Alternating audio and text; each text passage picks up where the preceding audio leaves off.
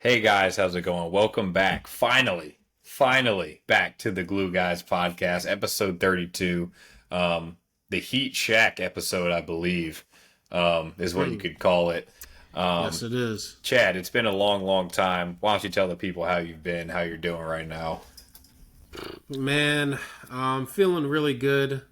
Feeling awesome. You knew we couldn't drop an episode after the Russell Westbrook performance in Game 1 of Nuggets Clippers. We had to wait till Game 2 till he shit himself to get back on. So feeling good. Episode 32, like you said, ready to be back in action, man. Yeah, I don't really want to skip around too much because we got a lot of to cover today. So I Mm-hmm. wanted to start off with some celebrations. If you've really worked in any type of workforce where you guys have regular meetings, I feel like celebrations are a thing that people do all the time. Where it's like, hey, let's celebrate things that happened to us this past week or month or whatever it may be. So I had three celebrations that I was really excited about that happened in the past couple weeks. Yes, sir. First Talk off, to me. celebration for Southampton for matching Derby County's 0708 points total. Like I was scared there for a second that they were going to get it, but once they got their 11th point this past weekend, I was really happy for them. You know what's unfortunate about it is they actually like kind of outplayed Southampton in the game. Is kind of the scary part. The Southampton Potter South outplayed Southampton. or sorry, they outplayed West Ham. Sorry, Yeah. sorry. The Potter West Ham experiment has not gone well for all of us Potter truthers. I'll include myself. So just that as an aside. Yeah, I mean we're going to have some questions about him come the end of the season, but we'll leave him for right now. Number two celebration, actually referring to what you were just talking about.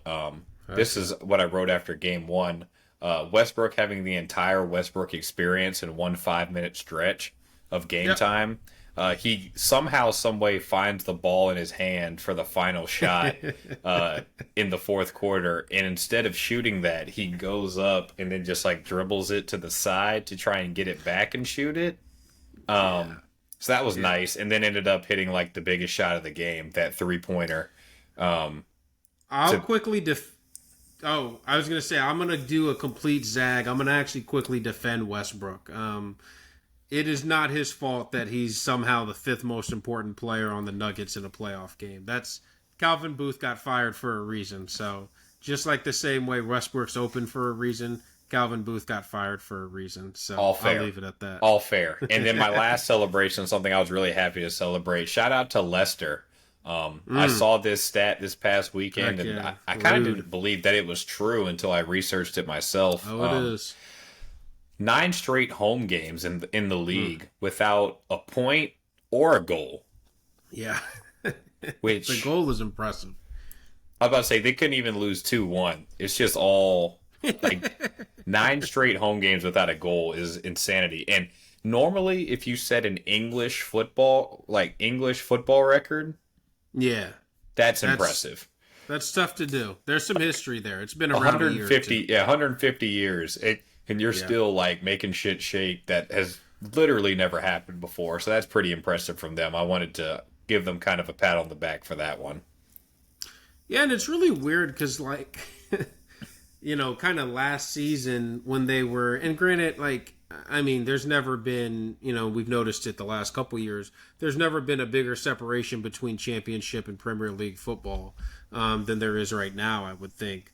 But like the way Leicester were playing last year was just like this expansive, like could really score a lot of goals, like we're a real goal scoring threat consistently. And then to reel off the stat that you just rattled off, I mean, coming into the season, I thought like Fatawa and Mavididi were gonna be like semi.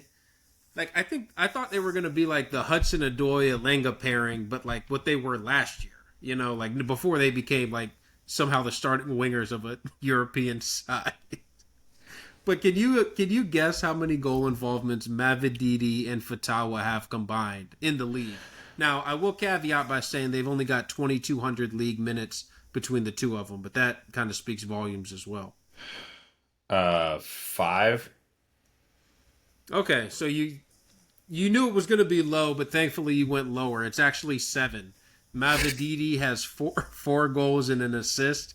So he's already got the 5. And then Fatawa has a whopping 2 assists on the season.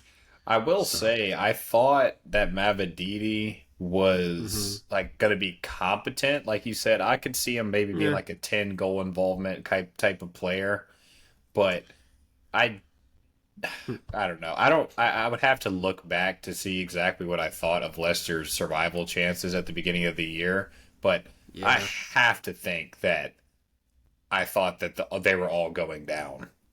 I have to think that I thought that, but I'm Um, not a million percent sure. I will say I think if I picked any of them, I would say that I thought Leicester would have yeah. stayed I think up.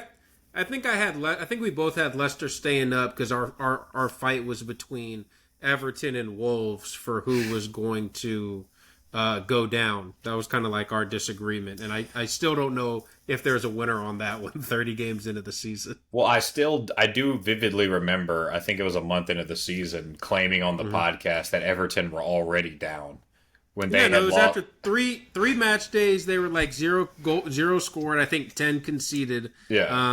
And you were like you were taking the victory lap already, and you even gave me a chance to go out on it and be like, hey, you can switch if you want. And I was like, I'm thinking Everton are going to stay in the division. So, Well, the uh, good news is that Wolves, mm, um, yep, the good news about them is that Mateus Cunha is so good is that as soon as he comes out of the lineup, they win five they straight in the win. league. Yeah, yeah, So that's exactly. good. Your boy Don Watts was excited about a possible move to United this summer, and I'm like, well, I Yeah. typically tend not to like players that A don't have a position and B Mhm. their team wins more when they don't play. That's two kind of red flags for me personally, but I know that might be more of a personal thing than anything. Um, Look, I think we've actually been a bit harsh on Cunha. I'm not the biggest fan of him at all, so I'm more aligned with the way you are.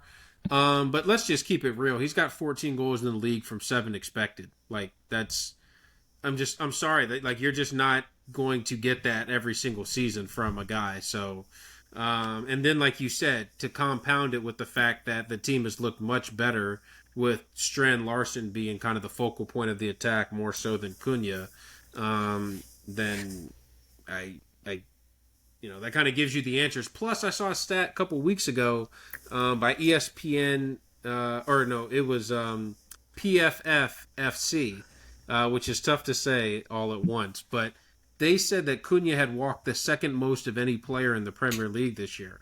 And I think it's just so weird that like United have these heavy links to him, and it's like you said, he doesn't have a position. I mean, I guess theoretically he could fit that inside 10 role. Like I wouldn't. That would be the position. I mean, that'd be the only position he could play. But then it's like, what does Amarim always talk about? Man, we need intensity. We need intensity. We need people. The defense starts from the 3 up front for him in his formation. And then to get a guy like Cunha would just completely go against that and be just a laundry list or add to the laundry list of dumbass United signings over the past 2 decades. Well, the thing about Cunha, I think if you Decade and a watch half, I'll be I think fair. if you Go ahead. watch games too much, Yeah. actually, I think that he actually comes across the dude that plays a lot of defense, but he plays like Westbrook defense, where he's like, Yeah. "Dude, did you see that Cunha tackle? Did you see that Cunha this?" hmm And it's like, The Jackson like Miles theory from Bethel. correct. It's like, oh my god, like he pressed the hell out of that one dude and won it and almost scored. Yeah. And it's like, That's the only yeah, time you all remember half that he one did it. time? The game was 98 minutes. He did that once. Yeah, yeah, yeah, exactly, So, I mean, I don't exactly. know. He also scores like a shit ton of goals or is dangerous in ways that big teams just don't have. Like Have the there's not going to be a single opportunities. time if he plays for United where he's going to pick the ball up and have 60 yards to run into. It's just never hmm ever ever going to happen unless he's Well, playing shit. against I like a mean, top side. I don't know the way this United team is. That might be No, they like dominate United. games, but it's like as soon as they see any type of mid or low block, they just shit themselves, and then Bruno just kicks it at the back post and prays. No, but I'm just thinking like United have like turned themselves into like a counter-attacking side like over the past 3 years, basically on accident. Um, so like that weirdly might actually work out for Cunha. But no, in all seriousness, I don't think that would be a good signing, especially not for basically the same money that PSG paid for Kvaratskhelia. I'm So also Don is also telling me 30 million for Liam Delap, so they're finally going to have that striker. can you actually explain something to me? Probably not, but I What's can do my best. what's the difference? And I understand price tag and all that, but like as far as like what you're actually getting, what's the difference between Rasmus Hoyland and Liam Delap? Well, Liam Delap is definitely, I will say, physically a lot better than Rasmus Hoyland. Like he A is lot actually better? fit. Yeah, he's actually physically bigger. He's a lot stronger, and he's definitely better in the air. Not like Okay. he's not great in the like. It's not like they're signing a Chris Wood, Yeah. like where he's definitely Definitely great in not. the air and super duper strong. But he is. I Mm. think he provides the same athleticism and speed and agility while also adding more physicality and heading ability. As I say that though, I also don't feel great about it as a signing Yeah. because it's just like you said, like it's a kind of a all arounder athletic forward I that mean, look, isn't a fantastic finisher, can yeah. It dribble depends on can what dribble a little bit, but isn't a dribbler, like that kind of thing. it depends on what the signing is. Like, is he being signed to be like the guy wearing the number 9 shirt and the answer to the position? Like, in that case, I'm out on it. But if he's signed as like, it's kind of the same thing as Xerxes. Like, when people were like, "Oh man, Xerxes, like he was, he's not contributing. He's only got a couple goals or whatever." It's like, dude, what did you think he was signed as? And they're like, "Oh, 40 million." It's like, dude, 40. You pay 40 million for guys you don't even know, damn near nowadays. Like we had that Elliot conversation Anderson. a couple months ago where I was like, if it's less than a 50 million pound signing, I almost don't even feel comfortable like really grading it. Kind of depending on the size of the club, like. So I don't know. I don't like for anyone that's being like, oh, Delap, like I just don't see a huge difference between him and Hoyland, at least in my point of view. Well, the good news So is that young forwards, especially ones from the British Isles, typically don't get overrated. That's why Evan Ferguson's playing so well for your boy Potter. yeah, I mean, look, he's only like 20, so yeah, I can't completely call it a downfall, but his downfall needs to be studied. Because Yeah, like this dude was somehow Brighton went from rejecting like 100 million pound or like 80 million pound like rumors for him to now all of a sudden he has 1 goal in 390 minutes this season which like in has the Prem. someone needs to do a study on that and find me where the rejecting the huge bid from Yeah. a big club has worked out for the team rejecting it. The one that I always find fascinating is United were willing to pay like 80 million for Urian Timber the year before Arsenal signed him. The Ajax said no because they didn't want to sell all their players to him, or to United, so they drew the line there. Ended up finishing third and getting smashed in Europe, and then sold him for half the price a summer later, less than half the price a summer later to Arsenal. So it's like, was that a good plan? So I I completely mean, my agree with favorite you one on is that. the Andrea Belotti, who was linked to Chelsea and United for like 100 million before 100 million was even like a real fee, Yeah. and and they were just like, nah, we're gonna keep him, And we're gonna look, keep him. to be completely fair, I don't know how much of like just because we're hearing like you said, like hearing a Belotti at 100, like okay, fine, maybe it's 80, but that's still a deal they should have done every single day of the week. Even if Yeah, you knock down the fee a bit, that's still 10 years you know ago, if you're getting like north of 50 set. for as Yeah, for a mid-table forward, like come on, man. yeah. In a foreign league too, like not even in Yeah, not not like even in Juve's like the coming calling Prem. for him. Yeah, Yeah. But no, I mean, like you're in a second tier league. At least that's what Serie A was at the time. Still is. probably is. Yeah, Yeah. but I don't. We don't have to get into that right now. Actually, Nah. let's do some NBA playoffs. All right, some NBA Woo! playoffs. I'm excited for this. So I don't really know what you have as far as content, but I kind of have my prediction, but I have a Mm-hmm. question for each. Okay. That I I'm kind of want to I'm ask you fired and up. kind of frame it around that. We kind of talked about having, storyline of the series, and I kind of Mm-hmm. want to frame that around like a central question that I have for each Okay. series. So, I'm Let's going to go. jump around. I'm not going to do all West then all East or one Mhm. eight. Then kind of. I just want to jump Yeah, around yeah. just to keep everyone on their toes. So Nice.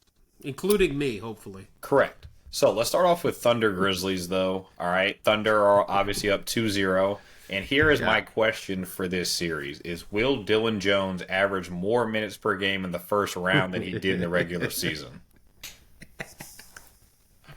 God, we are off to a hot start. I didn't know I had to get that prepared for this. What was his regular season per game minutes? I'm gonna guess it was somewhere in the 6 to 10 range. So he actually did start 3 games this year Yep. somehow. Yeah. Um, Yeah. but he was averaging 10 minutes a game. Now he Mm. did play 8 minutes in game one, but he did not Mm. play last night. So it's kind of throwing Okay. a wrench in this question. Okay. But I guess technically he is 8 minutes a game so far in the Right. first Yeah. I was gonna round. say Yeah. that helps actually because so I'm gonna say less. I'm gonna say less just because he's so deep in the bench that he would have to have a game now where he plays in the third quarter, to average more than 10 minutes a game for the series if he got off to that start with just eight. Well, I don't even know really Um, what happened last night. Like Shea somehow played 38 minutes and took 30 shots for some reason, even though yeah, Shea is they were winning by like 100 in the first quarter. he's looked really weird in the two games. If you had to have, I mean, one criticism of OKC, even though they, they won by 19 and then was it 50 something the other night. But like Shea has not looked good at all in the two games, and it's the one place where I thought he really took a step up this season was in that dribbling with the left hand, taking that, looks like he's going to drive, but end up taking that kind of step back three. That became a shot that became a weapon for him this season. And he just hasn't looked comfortable with it at all in this Grizzlies series. He's looked like he's was forcing it a lot in game two. Took a lot of threes early. Started like 0 for 4 in the first quarter, which for him is just like that's too many threes. He should just be driving. But I'm not going to get too freaked out about it because he He's was probably so just out awesome there in the trying shit. well, he was just so awesome in the playoffs last year in that Mavs series that they ended up losing. I mean, his shot making there was unreal, combined with what we saw for 82 straight games in the regular season, pretty much. So, Right. I So, I I mean, mean, maybe. Do you even give the Grizzlies a game in this six? Like, nah, I had it down as a sweep. The yeah, only sort of thing that I guess I'd give them is like game fours in series like this always yeah. kind of get When you're up weird 3-0, when it's yeah, 3-0 and it's kind of like, all right, we're already through to the next round, and then the home team's hmm like, screw that, man, we're gonna get one for our home yeah. fans and we're gonna take it back to OKC, like that sort of Desmond thing. Bain hits three threes in the first 2 minutes, and all of a sudden, Then yeah, the then crowd's Josh into it. shoots SGA and it's kind of like it kind of gets dicey a little bit. No, no, he's not going to shoot him. He's going to toss the grenade at him. Yeah, my bad.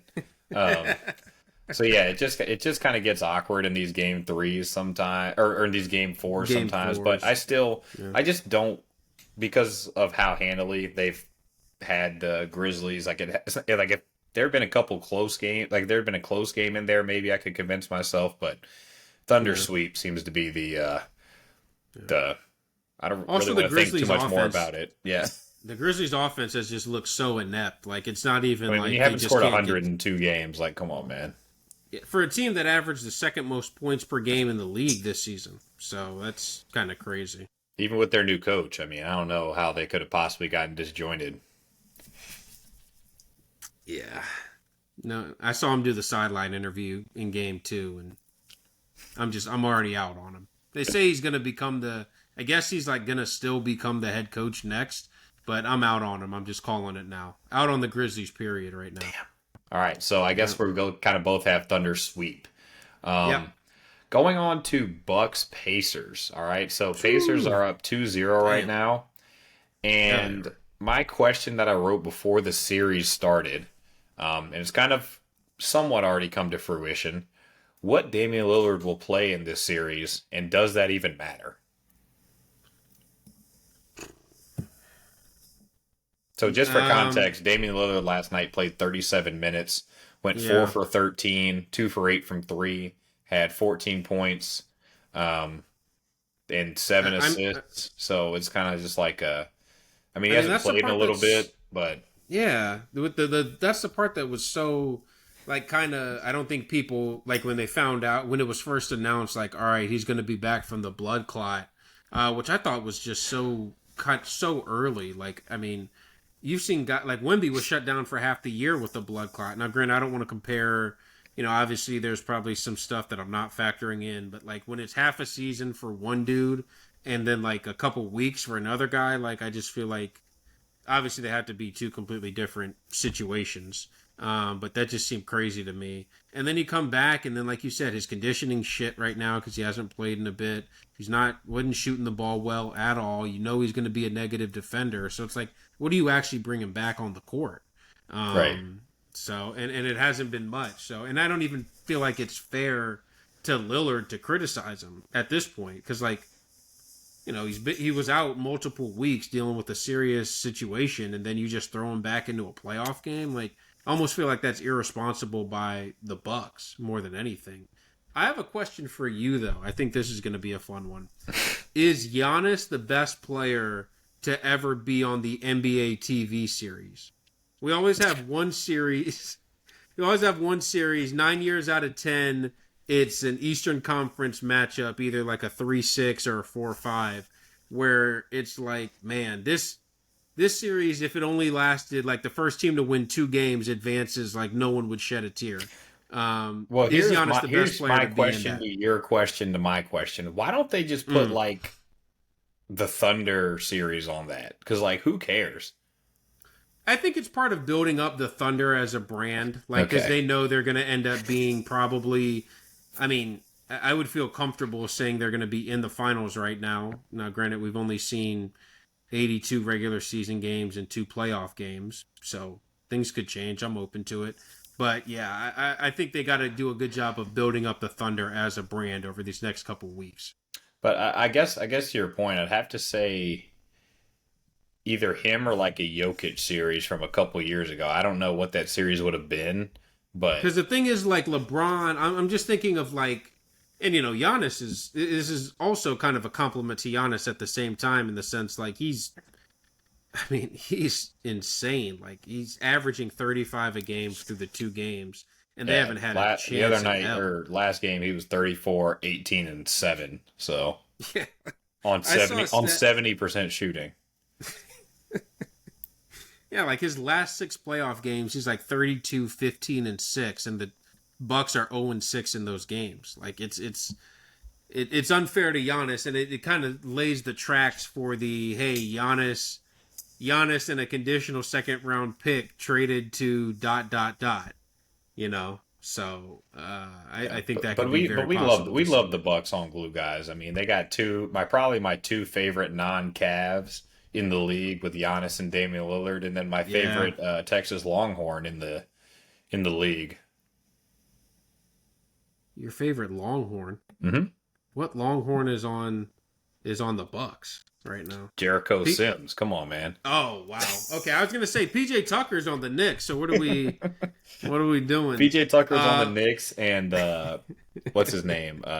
Jackson Hayes is Jackson on Hayes is the starting. yeah shit. I I mean, guess. it's sad. It's sad when he's getting the most run of any Texas guy in the playoffs. Oh hell! Oh, in the playoffs, yeah. In the playoffs, yeah. I was gonna say KD. Rip, rip KD, man. Real quick though, do you think? I mean, I think the Bucks. This is as crazy as it is to say.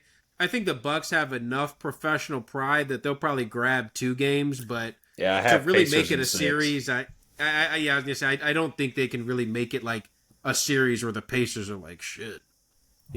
So I So don't you're know. saying that it's not going to be a series, or sorry, the series isn't going to No, start ever?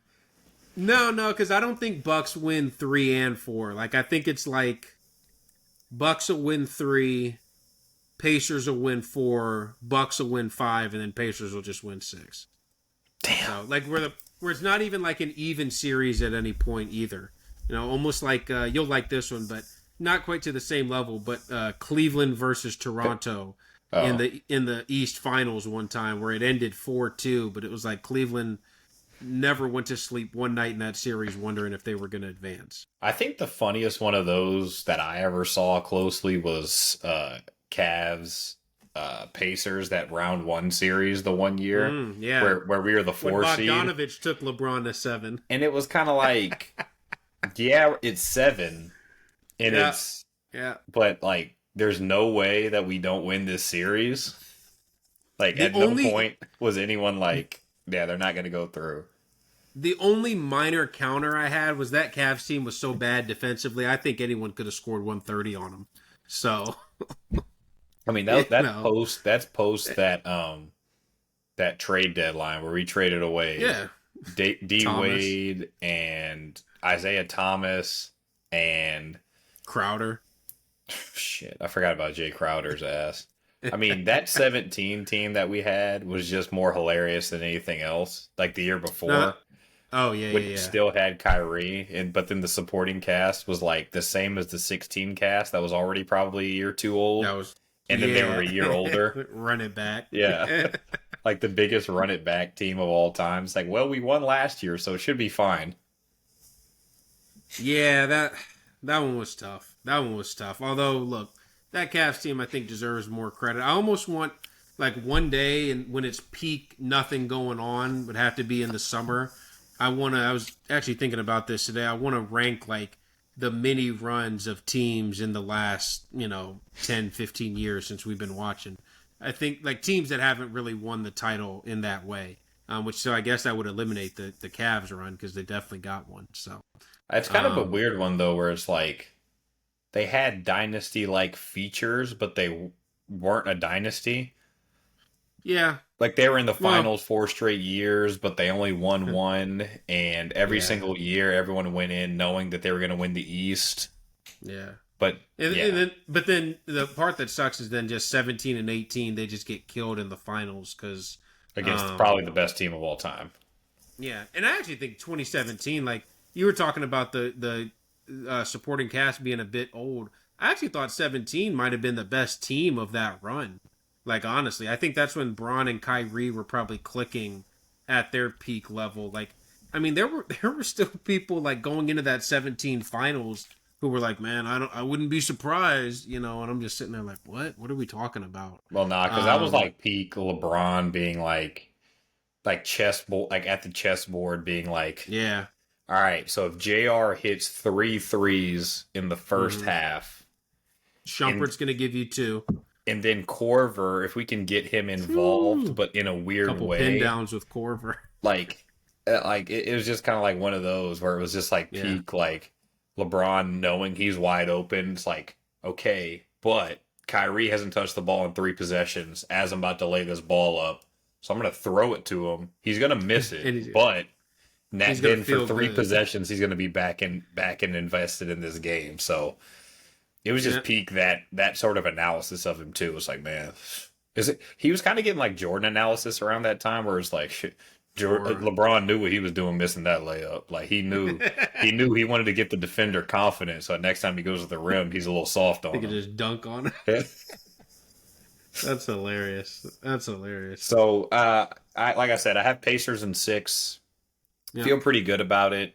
It's just We're agreeing a bit too much right now, but I'm not mad at it. well, it's about to end right here. Rockets Warriors. All right. So Warriors, your boys. If those of you that don't know, all right, Chad's now. All right, no shit. We're watching the playoffs at our mom's house the other day, and Chad referred to the Lakers as my Lakers when we were watching. Or no, I think I said we, or I was saying something. Yeah. I was like, we gotta stop Ant going to the basket. I think, or something like he that. calls the Lakers we, but we've all known that for the past, basically since past 10 years, Chad's team come playoff time is going to be the Warriors. So I know this one's going to hit a little bit home for him this series. So my question to you, Chad, is can the Rockets afford to play 8 guys this entire playoffs? Because I saw the game 1 game log for them, and I was just like, I get it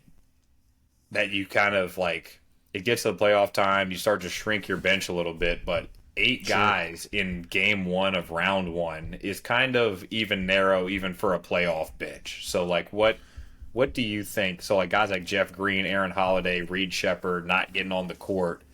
What do you Mhm. think that looks like if you're actually trying to make a run at shit, even the second round, much less the third? Yeah, you bring up a good point because like a lot of times that game one is where you play the nine, maybe even you'll play a 10th guy just to kind of like see what he looks like out on the court with these guys in a real setting. It's different regular season versus playoffs. We all know that. But like to really see what it looks like while the guy is out there, to the point you're making, Houston didn't even give that chance. Like they didn't even Ime didn't even go with that. He kind of went with eight guys he knows. I think part of it is he knew they were at home, so he wanted to get the team confidence. It's a young group for going against a team that has so much experience. I mean, when you're talking about the top three guys, with Butler, Curry, and then obviously Draymond. But like they had to get that game won and they didn't. And so now I think this is where maybe he does start to get a little more expansive because what they need is they need some scoring. They need someone who, I mean, 85 Really, points in a 85 playoff game points a is game isn't going to cut it in the playoffs, you don't think? 85 in a playoff game. Like the Grizzlies are like, man, these guys can't get it going. Like, Yeah, that so is, Fred Van Vliet goes 4 for yeah, 19 and shoots legit yeah. 21% from the field. And Jalen Green Well, just I was sees gonna that say, and Jalen, goes, watch this. And he shoots 20% from the field.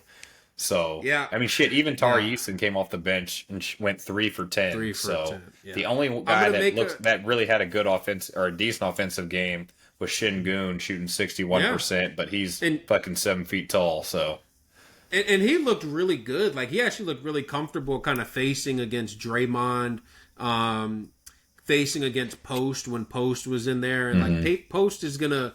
He's a big body, but he doesn't really play big in that type of way. He's more of like a spacing finesse type of big. I He's like do Neville think though Shedd. too. Nah, because he wouldn't put the mask on and come back. He wouldn't put on the catcher's mask and come back into practice. I'm just kidding. I like Quentin Post a lot, but two guys I think for Houston to look out for who could probably get some run, maybe in game two if the scoring problems continue, possibly game three, depending on how desperate Ime gets, is Jay Sean Tate and Cam Whitmore. Because I think those are two guys that can actually put the ball in the basket.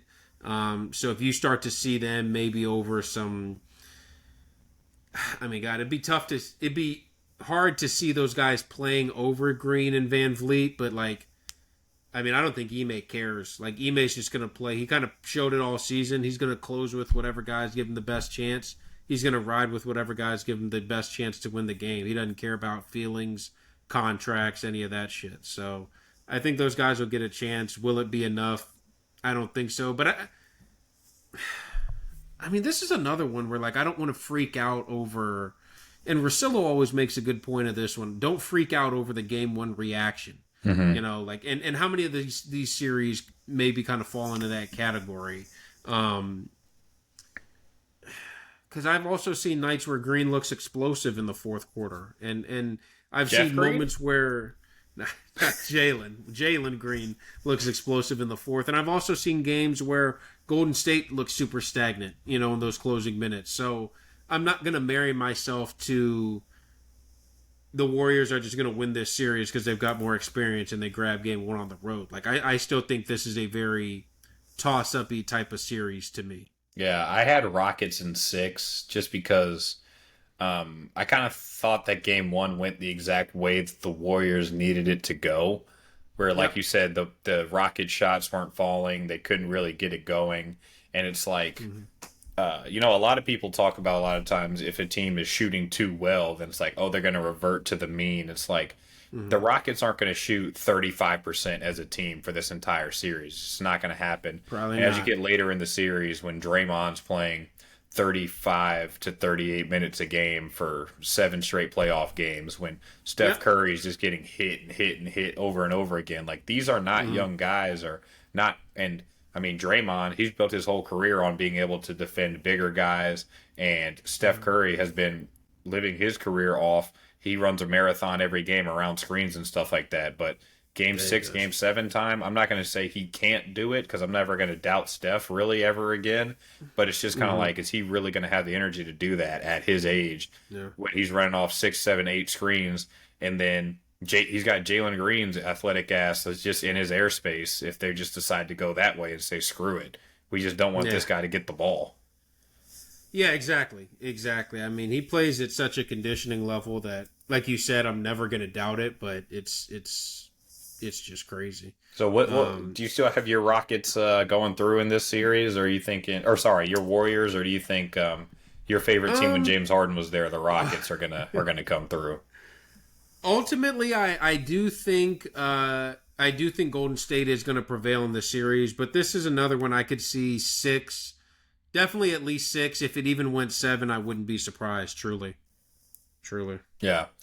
So next one is interesting because we have Knicks Pistons now. Again, me and Chad watched Game 1 I together. love this series. It was like, so again, we're kind of at a family gathering during this game, and we're just kind of like talking and then looking up and then talking and then looking up. And we watched that fourth quarter together, and every single time we looked up, it was someone on the Pistons doing literally the dumbest possible thing they could do on that possession, and then the next going down and hitting a 3. And then we look up again, and then Cade would do the dumbest possible thing you could do, and then someone sorry, not someone. Freaking campaign going down and hitting a damn 3. And every single time they cut to him, a part of me died. Every single time they did a close up 100%. on campaign, part of me really, really died. And I was just like, because he honestly might be my least favorite player in the entire league. So, Man, that's some high praise. Like Ethan, one of the things we love about him most is like he's a certified hater. And like to be at the top of the certified haters list, I think is actually an accomplishment borderline. Let's just stay on this for a second. Specifically, what is it about Payne that like kind of pisses you off? Was it that Twitter photo of his profile of his face? I think it was the or was year, it something else? like the time when the Suns were really good and they were like getting to the finals and stuff. Somehow First 10 he minutes. decided it was like his team in individual moments. And like he would like go out of his way to be like, "Yo, LeBron, what's up?" Oh yeah, he did. I'm He like, actually "Your did. campaign?" Yeah, Like- you're barely in the league. That's what I'm saying. Like he kind of like was Dylan Brooks, but worse as a basketball player. Like he was trying to do the Dylan Brooks impression, but he's can't like I can't emphasize it enough. Like your campaign, like I can't really emphasize that part enough. And then when when they went to the finals, and actually, but shocker, his minutes start getting jacked up in the finals, and then they just instantly start losing. I'm looking at it right now. They go up 2-0. He's playing 16 minutes, then 10 minutes. And then in the 4 games that they lose, he goes 25 minutes, 17, 14, 10. So even though his minutes are slowly declining through the back end of that series, he's still those playing. 2 main games in there where it starts to flip in 3 and 4. 3 and He's 4, playing 25 and 17. And he's like throwing up shots for some reason again. And it's just like your campaign. So I don't know. It's just the Been in guy. the league for 10 years somehow. Yeah, 10 it's years. like Scrappy Doo. Like you hear like the 2 big dogs talking. They're going back and forth, and it's kind of like, all right, cool. And then it's like, what's that sound? It's like, it's freaking campaign in his cage again. Just ignore him. Yeah. Getting to the serious part of this series, though. Oh yeah, I but my love it. question was, are the Pistons Oh, just yeah. going to choke every single part of this series away?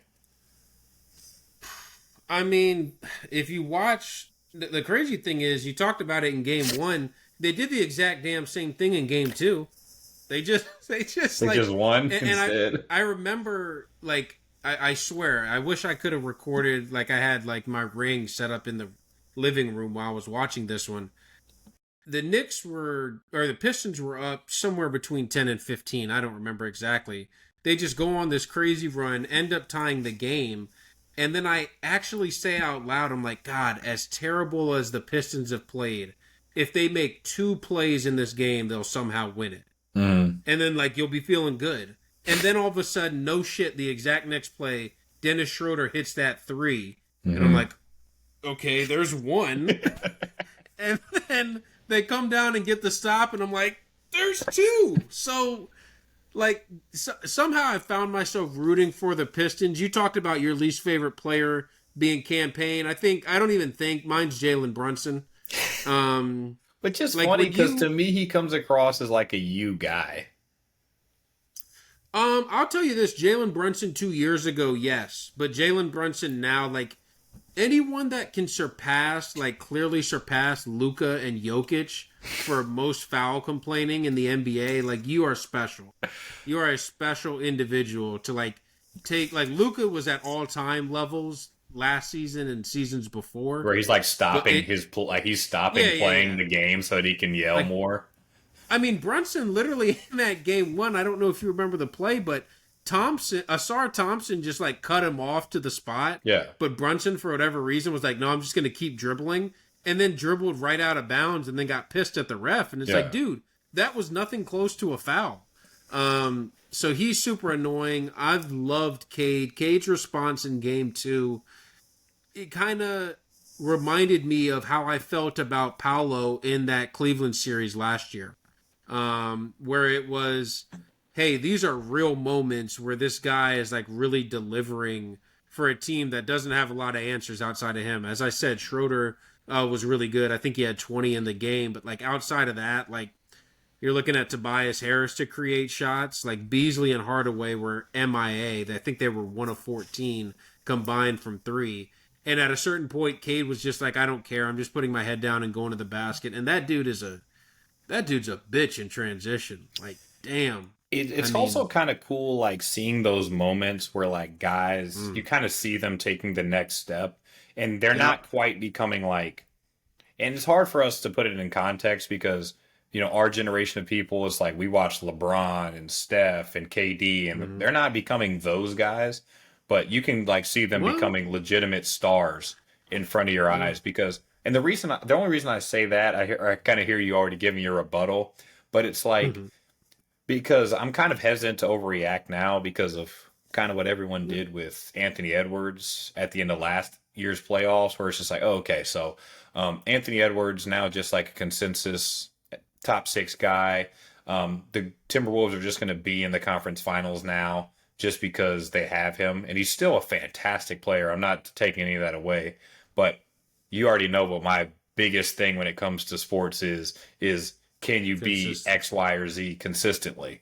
And so kind of seeing Cade like reach that level where it's like he's not going to be like the best player in the league next season, but he kind of starts entering that class of like a guy like a T-Mac, where it's like you're not going to win the title because you have him on your team, but you're just kind of like, God damn, we got to play freaking Cade tonight, man. Oh my God. He's going to make it. Like his team has a chance to win just because they have him.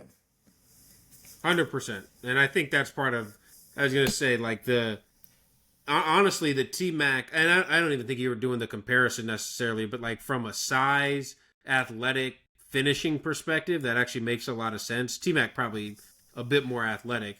But I just think Cade actually just plays like super winning basketball. Like so many times he was like switched on to Brunson or was like legitimately guarding Towns, who had 0 points in the second half of game 2. And he's just like given all the effort he's got on the defensive end.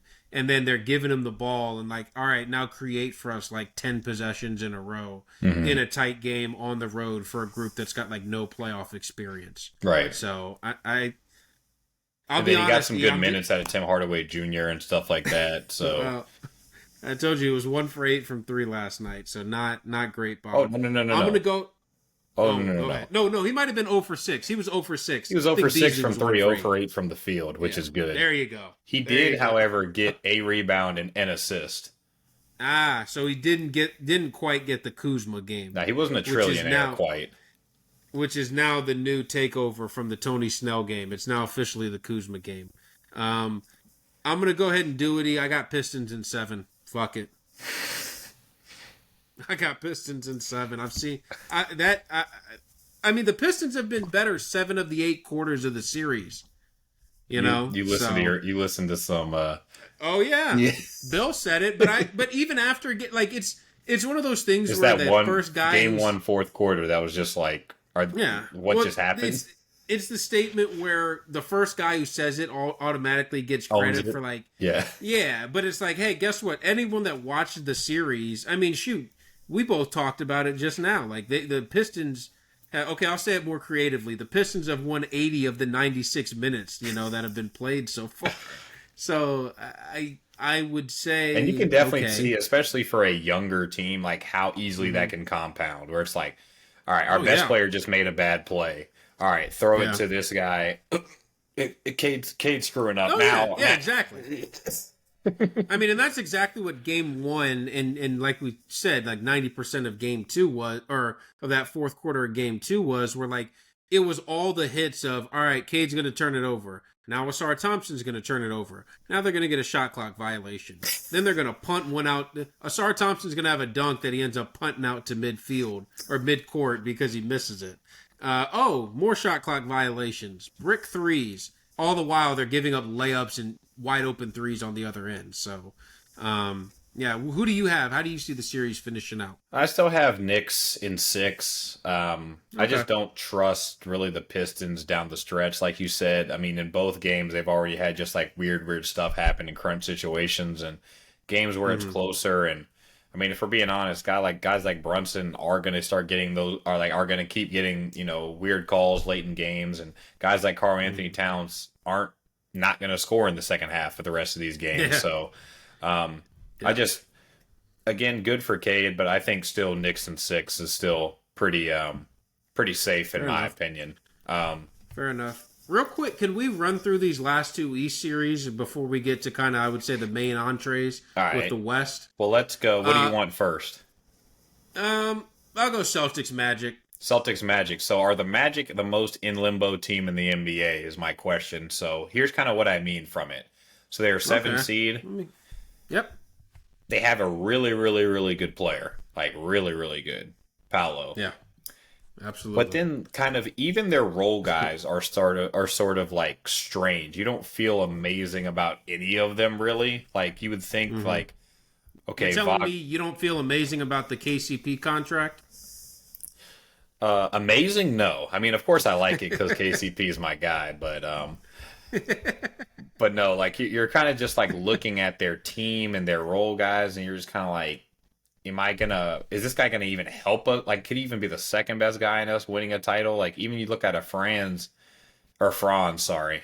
You look at a Franz, and it's kind of just like, I'll just never be able to look past what he did last year in Game 7. Like, I'll just until I see other evidence, I just won't be able to look past that, and it's just kind of like. And that's until he's holding the Finals MVP trophy, then you'll be like, I think he might be pretty good. Literally, and then you're looking at other guys that they're expecting to make an impact, and you're like that's when you get like to Anthony Black and Cole Anthony and Wendell Carter, and it's just kind of like, are those guys that you're going to throw the ball to and with 5 minutes left in a big game? Like, I don't care how good Paolo is, I just don't feel good about any of those guys. I mean, they're top 3 guys. It's like, cool. Like, again, Franz, I have my own doubts. Suggs, I don't really want him being my 3rd best player. So. No. Suggs was put on this earth to play that Drew Holiday role that he has on the Celtics right now. Correct. And it's like, it's not like they have a ton of assets that they can just, farm away for a high pick or throw away for like one guy, or they've never been known to really splash huge in free agency. Like, I know they have Mac McClung, but I don't really know, what he's going to bring to the table either. So, I mean, like, so that's sort of my framing for that question. So, like, what do you think of like the Magic, I guess, as an organization right now, as in limbo, sort of just constantly being that like 8 to 5 seed in the East and never really going to get past round 1? I think they're better than that because they have what we talked about. They have a guy. And I think the thing that's also like on Orlando's side, I would argue, is not only do they have a guy, but they don't have like a debilitating contract on their roster. Like the KCP one, I don't love, but it's like, I think it's 3 years, 60. Is it an overpay? Yes, but is it, Bradley Beal for 3 more years at the Supermax or 2 more years at the Supermax? Well, nothing's that level, but like, like like it's not close to that bad. And Paolo is, 22. So Yeah. like I just will bet on them to be like, all right, eventually we'll put like I think all the guys are actually okay, but they just all need Correct. to be down a spot. Correct. Franz, if Franz is your third guy, you're feeling awesome. If like you said, like we kind of said with Suggs, if he's like your fourth guy, is like a guy who you're not relying on to create offense, but just like spot up, shoot, play good defense, run a team, like awesome. But they need to get that second guy, and if they end up losing in 5 in this series the way I think they will, those talks will probably at least start this summer for figuring out who that next guy could be in Orlando, which will have to be. I mean, it'll have to be through trade because, like you said, they just don't attract free agents. Right. I mean, KCP has a player option in 2 years. Do you think he's going to pick that up? Yeah. Yep. Yeah. KCP. K, KCP has replaced the big baby Davis. Even when Jacques is gone, he'll be there. Exactly. So, I mean, I really like Paolo, and I'm kind of honestly saying this just as like a fan of his because I hate it when Yeah. players You have to worry go for through him. extended periods of their career where they're just like existing. I mean, shit. Again, in the same franchise, like T Mac, being like, yeah, I'm gonna average 30 and go out in the first round every year because Well, even think of like, and granted, this guy is completely different from Paolo because I think Paolo has more drive, which is crazy to say, but like, fellow Duke guy, like, look at Zion, where it was like, oh man, Zion was so fun. Oh man, the Pelicans made it to the play-in, but they lost. Man, they're going to be back. And now it's been like 6 years and Zion hasn't even, or 5 years and Zion hasn't even sniffed the playoffs. So, Paolo is already exceeded that crazily enough, but like you said, I don't want it to be where he's just a first round and out type of guy. Like he's better than that. I think I'm not. This is more half baked, but I think Zion was genetically engineered by David Stern before he obviously before he came close to That was dying his of parting gift. being like, hey, I'm gonna create this guy that right when everyone loses interest in the NBA, he's gonna come in and play 15 games, and everyone's gonna be Yep. like, what the hell is this? Is this dude this And now? then, And then as soon then- as interest comes back, he's gonna Yeah. get hurt again or just Yeah. start eating again. So I think he's just like genetically created by David Stern to keep interest in the league in like February, March time. I'm not mad at that. I'm not mad at that. How you got this Celtics Magic series ended? I have Celtics in 5 as well. I have Celtics in 5. Yeah. I also have this last East series in a similar way, but my question to you is can Mobley take the leap into being a star? I don't mean like a person that can make an all-star team. I don't even mean like a good player. Like, can he be the second best player on a team that's trying to make the finals? Yeah. Well, I mean, he's already, crazy to say, but like he's already that. Sorry, not trying to make I- the finals, like a team that's legitimately supposed to make the finals. Can he be that? Yeah, because he's become more aggressive this year, and it hasn't just been the fact that he's up from 1 3-point attempt a game to 3. Like it's the fact that he's ducking in more. He's getting those cross matches, and he's just not messing around shooting. I mean, I remember that Orlando series. He was shooting like some dumbass turnarounds, like right in front of the basket, and he'd be fading away, and it would make me so mad. He's not doing that this year. He'll still have the one every once in a while just because he's like still like 23 weirdly. And he has like a kind of a narrow frame, so he's going to get pushed around a little. But like for the most part, he's just going up, going over guys, following up his own shot, like really just playing with a mean streak. Like this is the first year where I felt like Mobley really understands like, hey man, I'm pretty awesome. Like and that's been, I'm not going to say the entire reason of the Cavs' success this year because it's been a whole bunch of factors, obviously. But Mobley's continued development, like I think he's going to be probably an All NBA guy this year. And you wouldn't have said that about him last year or 2 years ago. And So, adding on to that, I Mobley mean, this is a legit. dude that was all defense's second year in the league, and I think he Yeah. finished like third in Defensive Player of the Year that year. And He's a finalist for it this year too. correct, so the good thing is that Draymond already proclaimed himself Defensive Player of the Year, Yep. so we don't even have to take the vote anymore. But Evan Mobley is like one of those guys where it's like you're now starting to see what those KG comps were when he first came out. Like you're starting to Yeah. see. I mean, obviously he has the defensive game. He's probably not as Yeah. good like with the ball in his hands, like just in general play as like a KG, and that's something that he needs to work on as far as like creating and actually dribbling the basketball, which I know sounds weird, um, but like the way he's able to score now, and like you said, not the ease, but the ease of his mind of being like, all right, boom, it's my time to score. And I was actually Yeah. thinking about this today, like how much I enjoy watching players that know that they're good. Like players that know, Yeah. okay, I'm good at this thing, so I'm just going to do that. Not like, It's exactly I think what I can happened get in this Louisville. turnaround, but Yeah.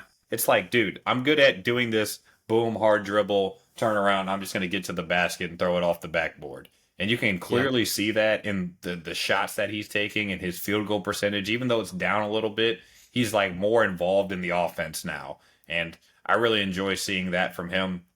I would like to see him be a little bit of a better rebounder. I kind of feel like a guy that athletic, that big, that good of ball instincts, if that makes sense. I kind of want to see him averaging double figures rebounds. But, Yeah. that's going to be something that's going to go up in the playoffs. So I think if we can get him to like 22 and 11 in the playoffs, I think that's going to be the difference between us. I mean, if he can exceed either of those, then I think that's going to be the difference between, the Cavs making the conference finals and going home with their heads held high in 6 versus, hey, we're going to make the finals. Yep. No, I completely agree. Because I don't think Because Donovan Boston Mitchell is has a weirdly clean just matchup like a for him. guaranteed playoff guy. Yeah, he's guaranteed 25 to 30. Just a matter of how efficient is it going to be. That's the only question. Well, I saw a stat the other day that said that he matched Jordan's record of most consecutive 30-point game ones. Yeah, with 9, I think it was. I can't remember if it was 8 or 9, but yeah, it's just having a guy like Donovan Mitchell, like me and you joke about it all the time, but it's like the only Cav I've ever seen really do this is LeBron, is just to be the best guy on a Cavs team that's actually good. So to see someone else do it's actually pretty refreshing. But I will say I do have the Cavs in a 5 because I think the Heat are going to do that game 4 thing too, where they kind of look around. They're like, Heat culture. Screw this getting swept in the first round. Oh, we're going to win. Davion Mitchell's going to hit 5 threes. No, I think Tyler Hero is just going to will it. He's going to be wearing some sunglasses. It's not going to do anything to do with his basketball ability. He's just going to be wearing shades before the game, and they're just going to hand him a win. I've liked Hero this year, so I could see. I've got Cavs in 4. I just don't think. I think Miami's just awful. You don't have any faith. You don't have any faith in Bam. No, because Bam's been bad this year. Like he's picked it up maybe the last month or so, but Bam has not been good. So he needs a summer. He needs a summer where we don't talk about Asia Wilson every time we mention Bam's name, and vice versa. Well, it's always funny too. I mean, like even like Jaquez's regression and what he's become. Like last year, he's barely even playing for him this year. He played like a minute in game 1 or something crazy like that. But kind of last year, him being like the out of nowhere guy, where it's like, oh, this dude was drafted later, and look at how good he is. And I can't believe all these teams passed on him. To now, he's like he can't even get on the court. Yeah, exactly. In like 12 months. So that is crazy. That is good to point out. Yeah. From you, So yeah, let's go on to the meat and potatoes of it. I want to do the Nuggets first. All right. I want to do the Nuggets first. And here's my question to you, which actually got spicy. I wrote this, I think, just after game 1. And now it's become even more spicy since that happened. Is this going to be the best round 1 series in the modern, like in the past couple of years? The one that I think of as kind of the poster boy of this is that Clippers-Spurs series, round 1 and 15. Yep, absolutely. But I was doing some research. That was where my mind immediately went too. Yeah, I was doing some research on some some round 1s that went to game 7s in recent years. We had Cavs Magic last year, which was an interesting game 7, but a game 7 nonetheless. Yeah. Golden State Sacramento in 23 when Curry went off for 50. Yeah. In game 7. That was a fun game for the Curry fans, but I don't know about anybody else. 2021 Clippers Mavs. Ooh, I like that one. Another Kawhi series. Kawhi was insane in that series, like the last 5 games. And then OKC Houston in 20. That was like the first. That was Oh that was like yeah, the Chris SGA Paul coming out versus party. Westbrook and Harden. Yeah, Chris Paul versus Westbrook and Harden. Hmm. And it's Yeah, kind of no, like that was that was that weird time where it was like Chris and I think Rosillo talked about this before, where it was like for years all the OKC fans were like, oh, Russell Westbrook is this and that and the other, and then they saw like how like an actual point guard plays basketball, and they're like, oh, this is actually kind of yeah. nice. Like not having to wonder, is my point guard going to throw the ball to the wrong team trying to play Hmm. quarterback right now on this play? I'll say this. I think it's probably I was gonna say basketball wise, it's probably better than all those series. But the thing is, like, Denver just doesn't have a good team. Like, in all honesty, Denver does not have a good squad. Counterpoint. I actually Yep. think that makes it better just because it's Because like it's just one player versus a good it's team. literally 1-on-5. Like that's what makes it even cooler because it's like Fair, you're kind of fair. like nudging the person next to you. It's like, is this jackass really about to win this game by himself Yeah, right yeah, now? And then he does, and it's like, exactly. what the hell's happening right now? That's fair. That's fair. Yeah, that kind of does play into it. I mean, look, I'll say this: if Kawhi plays the way he did in Game 2, if he plays like that the rest of the series, it won't go down as an all-time first-round series because it'll be over in like 5 games. Yeah, So, I mean, that dude was unreal, and I think I don't like that we've gotten to the point with Kawhi where he's now in the Kyrie category of like, hey, every time he plays well, we're gonna celebrate it, but every time he plays like shit, we're not gonna say anything. Like, I don't like how we've gotten to that point in the Kawhi conversation, just because I think he's a better player than that.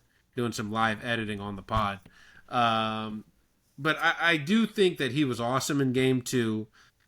He's been awesome for a good month now. But same thing we've talked about every time we've talked about Clippers for the past 5 years is, would you bet your house that he's going to be good tomorrow? No. Or that he's even going to play tomorrow or in the next game? No, you wouldn't. So I have no idea. yeah. It's just I I think we've all been burned by Kawhi too much. Too much. Yeah. I really It's just like can't. if this was like last year or 2 years ago, Right. I think people would have no problem being like, oh yeah, Kawhi like Clippers, no doubt. Correct. You know, And but now I it's think just like you said, it's been one too many. yeah, I really can't. Like, I really want because I like Kawhi. Like, Kawhi is Yeah, strangely cool. absolutely. Like, he's strangely just He a cool is. dude to root for. But it's just like, Mhm. I mean, like you said, last 2 years. I mean, he's already matched his the most playoff games he's played in the past 3 years. I mean, he played 2 this year, 2 last year, 2 the year before, and it's just like, Mhm. why would I believe that this year is the year where he's just really going to pull? And I hope he does. I want to see Kawhi Leonard play basketball, but I mean, he hasn't played like a real deep finals, like real deep playoff. He hasn't had one of those since Toronto. Yeah, no, I mean, well, Clippers in 20 when they blew a 3-1 lead to the Nuggets. I mean, that was second ironically. It round was like- though, so it's like, am I really going But to I'm sit saying here and be that's- like Kawhi? That's the last time he finished the playoffs. That's the last time he finished the playoffs since. Well, yeah, that's the last time he's finished the playoffs. The only time since the title that he's finished healthy. So, who do you have in this series? Where do you see this one going? I quietly have Nuggets in 7, just because like I said, I don't feel great about Kawhi. A and B, Mm-hmm. I really also like this. In a strange way, I like it that Russ thinks that he's still the best player in the world. I kind of like that on a team that's not very good because he's going to have moments or Yeah, even yeah. maybe an Where he entire has to. game or two where he's Yeah, like, where he has to think that. where he's like, I'm actually going to score 20 tonight. And then he's actually Yeah. going to do it once or twice. And it's going to be like, Mm-hmm. They're we giving him the ball in the last minutes of the game somehow. Weird. correct. And then if it turns into a thing where like Jokic is able to be not a second option, but like the 1.5 option where it's like if Russ just throws it to him, he's going to be one-on-one. Mhm. Then that's going to be something that they can exploit. Jamal Murray, who knows what's going to happen game to game? I know you're not the biggest fan right now.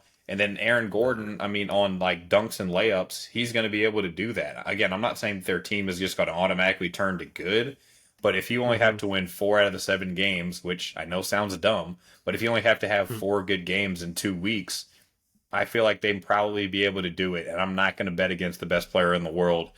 And hedging that bet against someone that's constantly injured, I'm not gonna. And then, I mean, even Harden at an advanced age, I'm not gonna be hanging my hat on him. Definitely not if you're gonna Had a give good Nick game Batum one, 20 pretty minutes a bad game. too. Batum, yeah, him still being in the league needs to be studied. We got a lot of stuff from today's podcast that needs to be studied. I weirdly have Clippers in 7.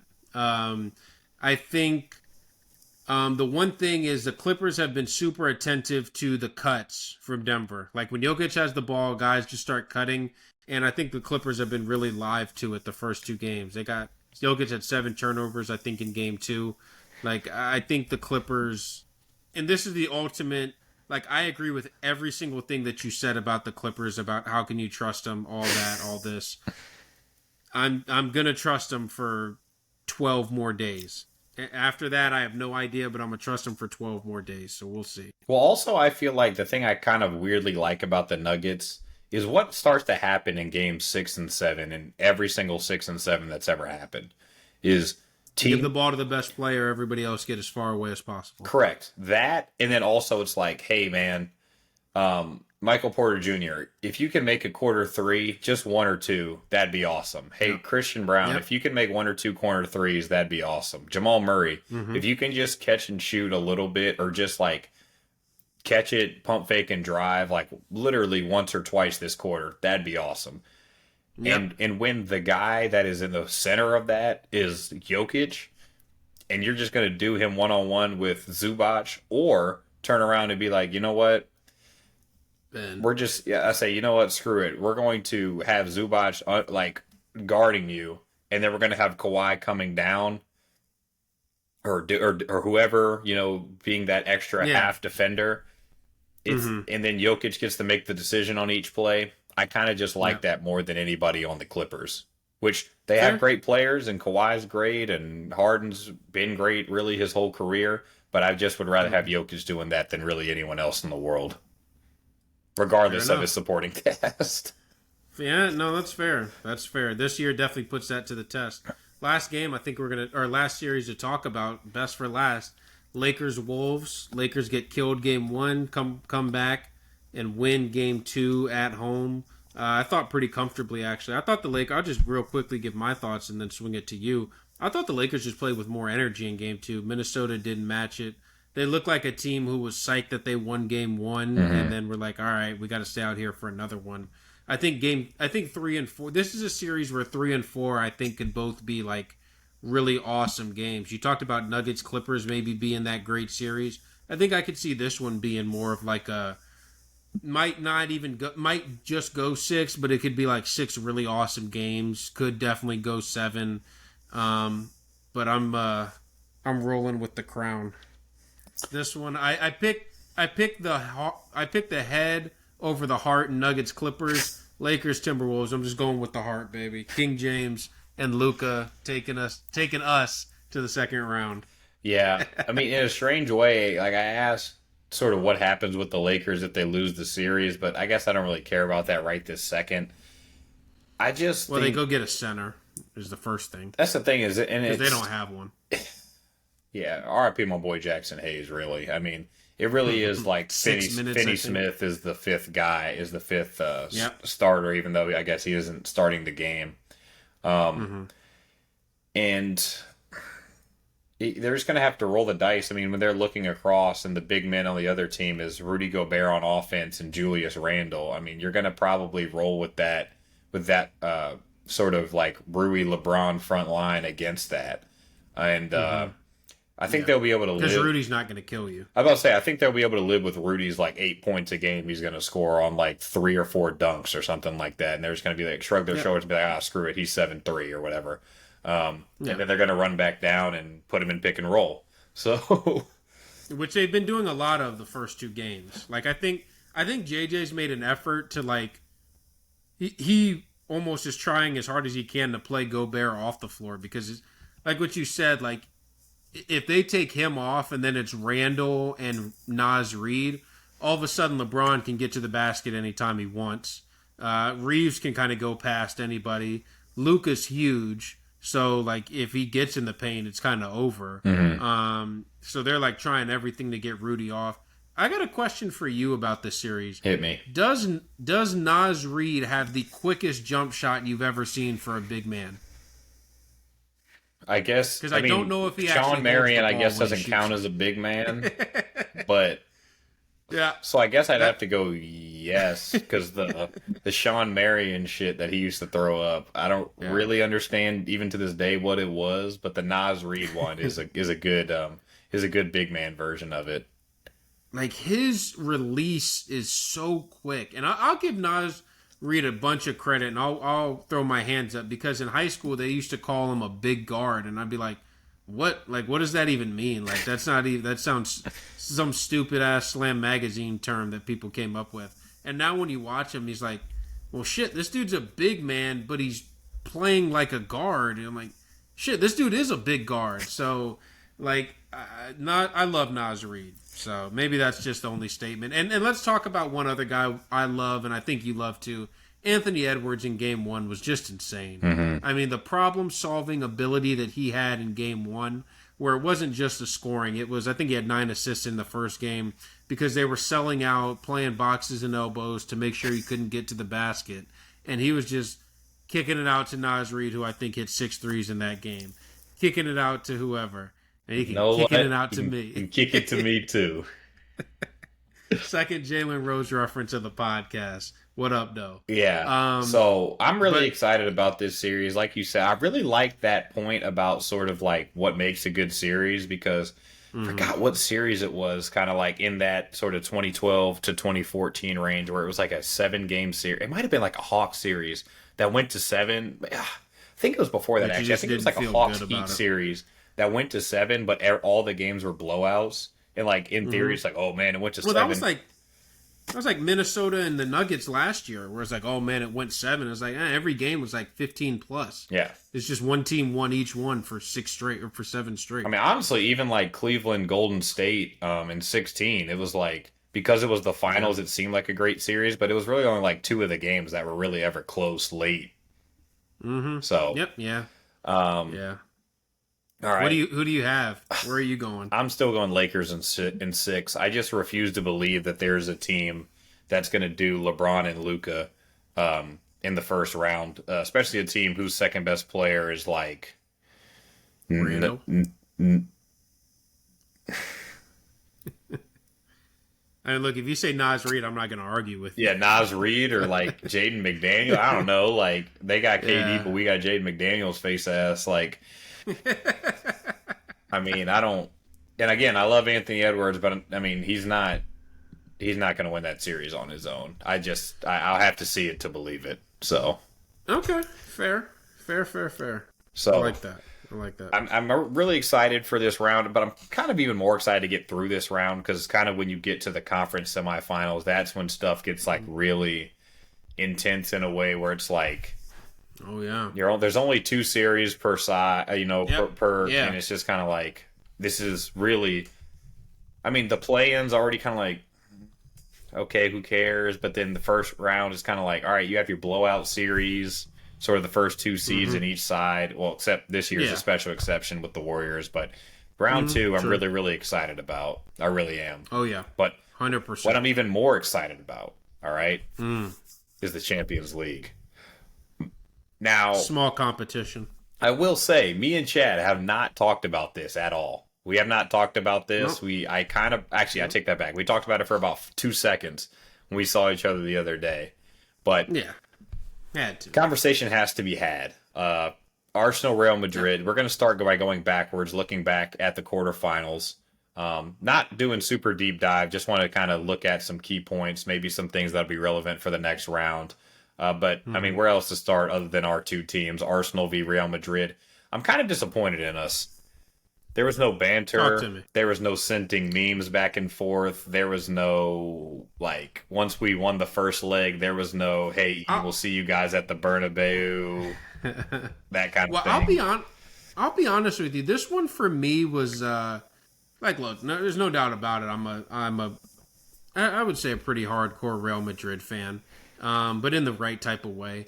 I just really respect, like, I've kind of respected Arsenal over the past handful of years, and like I don't know if it's just because I've talked to you so much about them or what, but like kind of paid special attention to them more than most Premier League teams. But like I really have respected Arsenal. So when they went through, and that's the other thing, they played better. Although I think in the first leg, weirdly enough, was actually more even though the scoreline was much bigger. I think than the actual performance. I think the second leg, the performance was like dominant by Arsenal, and I don't mean dominant in like shots, possession, any of that stuff. Control. But just like, yeah, they did exactly like the way Arsenal wanted the game to go was exactly how it went. Real Madrid, a bunch of the ball, no clear chances, no shots on target until deep in the second half. So a lot of soul searching for Madrid, but Arsenal I thought were very impressive, especially in that second leg. Yeah, I think people kind of forget that first 20 minutes. It was like Vinny got in and had that like crossfield ball blocked by William Saliba. Yeah. Mbappe was definitely in and had like the worst finish of his life. It was like his signature finish, opening up, going far post. Actually, his signature finish is kind of opening up and then just kind of cutting back across the ball to the near post, and he didn't do that. Tried to go far post and just completely wrapped his foot all the way around it and hit it right down the middle. But they definitely had chances that first 20 minutes, and I was watching the game in London, and there were definitely some nervy moments that first 20 minutes. Quiet at the pub. It was like very much like David Raya makes the save, and then everyone's just kind of like, breathe, exhale for a bit. Like it's not one of those where like you're like, yeah, good save. You're just kind of like, you just don't want to say anything. You're just kind of like, we still have 160 more minutes to play against Mbappe, so this is not going to be fun. But what do you think this means for Madrid? Just I don't need like you to go through a whole summer rebuild, who you're bringing in, who's going out, new manager, all that kind of stuff. But like, what do you think this means in terms of sort of what Madrid is right now? Because I mean, this year to last year, a team that won the Champions League, 11 months ago, doesn't seem like it should be too big of like a huge summer overhaul needed. But I mean, based on what their performance looked like, and there are injuries in play. There is a manager that may be on his way out in play. But, the result happened nonetheless. So what are you thinking, especially as a Madrid fan, your emotional reaction to what you saw in a 5-1 defeat in a Champions League quarterfinal? I think it definitely spells Carlo out at the end of this season, even if we end up doing the league and Copa del Rey double, which I think is extremely unlikely, considering in order to do that, we would have to beat Barcelona twice. I think we could do it once, but twice, I don't know if I see that happening. And I think it means that there's legitimately needs to be some squad overhaul. I think they were actually, weirdly enough, ready to do that last summer, but then the team was just kind of too good last year to kind of justify needing to spend a whole bunch of money, even though they did lose key players. I love how like Nacho is now all of a sudden like, oh shit, they lost Nacho and Joselu. Like, damn. And like, look, they were good players. Nacho, nice the term servant to the club. And was a guy who, if you started 20 times a year, you wouldn't completely throw up. Right. Which we don't have now. Someone with that type of versatility in that sense. But like those aren't like super key misses. The Kroos miss obviously is huge. But yeah, I think this is now a summer where it's like, all right, we need to really address, like, is it weird for me to say I kind of hope we lose or don't win the league or Copa del Rey? So you can overreact a little bit in the market. Well, exactly. Yeah. Like I remember one of the most genius things Russillo said was he was mad the year the Yankees lost in the World Series to think it was either the Diamondbacks or the Marlins. I can't remember which one. Because he said he knew that just meant Steinbrenner was going to go crazy. And that, I think, was the summer they signed like Mussina, or that winter, should I say, where they signed like Mike Mussina. They added another bat, in there. Soriano, well. So, I think they got around that time. Like right, that kind of, exactly. yeah. So like, could Madrid go out and say, "Screw it, let's spend 300 million or 250 million, and just buy like three awesome guys and get Trent for zero transfer fee"? Because we all know the rule is now all of a sudden you can't say for free because Madrid have started doing it. But if Liverpool sign him, then it'll be genius signings. Yeah, I mean, I was actually, funnily enough, looking at club finances and different wage structures and stuff like that, and I kind of hilarious that it never gets brought up again. And to be fair, you hit it right on the head until Real Madrid signs David Alaba for 400K a week, but that's neither here nor there. Bayern v Inter. Yeah. I saw the tie. I wasn't able to really watch the games because it was the same nights as Arsenal Madrid. But saw the match highlights and stuff, and I'm kind of just like looking at the Bayern side. I'm just kind of like, what even are they right now? They kind of feel very in limbo. A poorly constructed team, yeah. And do you think? But then I kind of did some reflection. I was like, do you really think that they're in limbo, or do you think that this is normal? Like a team who got to the semifinal last year, now getting to the quarterfinal. And they are a good team, but if you look at them on paper, it's not like, oh, they're underperforming or they're whatever, because they are going to win the league. Yep. So it's not like a thing where they're just, Harry Kane, trophyless, whole kind of thing, and they can't get anything done with him. It's kind of just like they're a good team, not a fantastic team, and that's just kind of what they are right now. What do you think it is? I think that's a much more accurate assessment of them. They're a team that's good, but not a team that's like, up there with like, it's so weird. Like I still kind of feel like Bayern are chasing that form they had in that treble winning season under Flick. In 20? Yeah. And then since then it was like, all right, we're going to keep Flick around for another, because like it was weird. Like Flick was like, they weren't super convinced about Flick, and then all of a sudden he won the treble. So it was like, all right, now all of a sudden he's awesome. Yeah. Right, exactly. It's like now all of a sudden he's awesome, and then they get rid of him like a year later, and then they bring in Nagelsmann, and it's like, man, Nagelsmann is actually like insane, like genius tactician, like won every single game in the group stage in the Champions League. Yeah, I mean, forget they allowed 0 goals up until the quarterfinals.